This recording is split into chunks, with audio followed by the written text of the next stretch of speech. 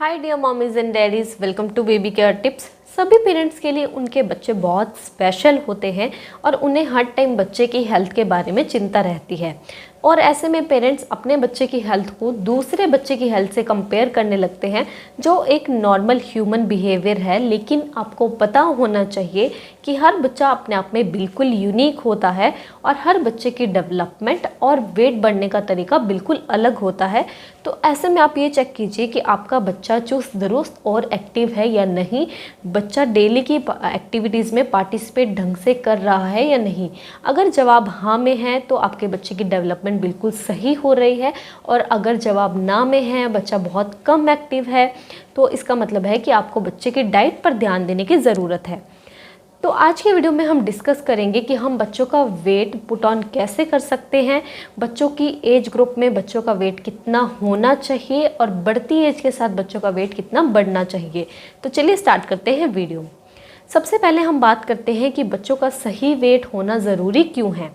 अगर बच्चों का वेट एवरेज वेट से कम है तो इसका मतलब है कि बच्चे की बॉडी में न्यूट्रिएंट्स की कमी हो रही है, जिसकी वजह से बच्चे की डेवलपमेंट पर असर पड़ रहा है। और बच्चे की इम्यूनिटी भी बहुत कम हो गई है, जिसकी वजह से बच्चा इजीली बीमारियों की चपेट में आकर बीमार पड़ सकता है। अब हम बात करते हैं कि हम बच्चों का वेट कैसे बढ़ा सकते हैं। अगर आप एक न्यूबॉर्न बेबी का वेट बढ़ाना चाहते हैं तो उसके लिए एकमात्र ऑप्शन है ब्रेस्ट मिल्क। ब्रेस्ट मिल्क में सभी ज़रूरी न्यूट्रिएंट्स और मिनरल्स होते हैं जो बच्चे की ग्रोथ के लिए बहुत ज़रूरी होते हैं। तो आप बच्चे की नीड को समझकर उसे थोड़ी थोड़ी देर में फीड करवाते रहें। और अगर बच्चा प्री मैच्योर है तो उससे डायरेक्ट ब्रेस्ट फीड नहीं हो पाता है, तो आप पंप की हेल्प से दूध निकाल कर बच्चे को पिला सकते हैं।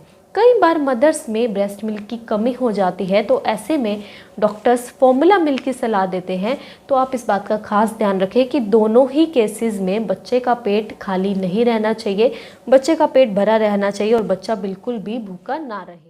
अगर न्यूबॉर्न बेबी दिन में 5 से 6 बार पॉटी कर रहा है तो इसका मतलब है उसकी डेवलपमेंट सही से हो रही है और उसे एक अच्छी डाइट मिल रही है।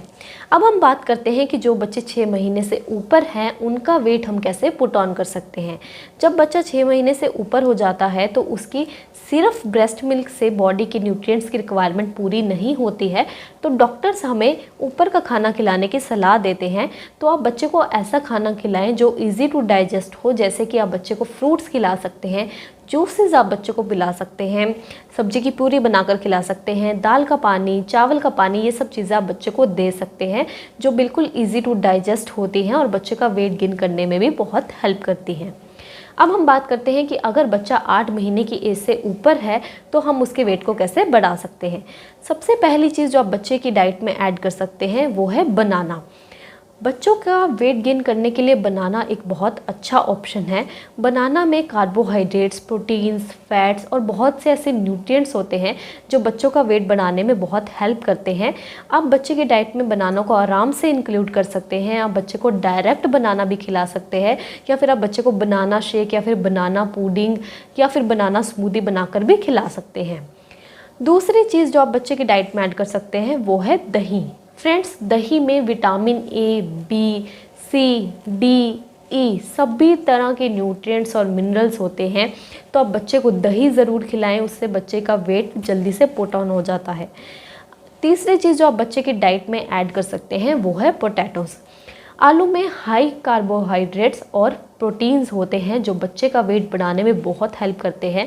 आप आलू को उबालकर और मैश कर कर भी बच्चे को खिला सकते हैं।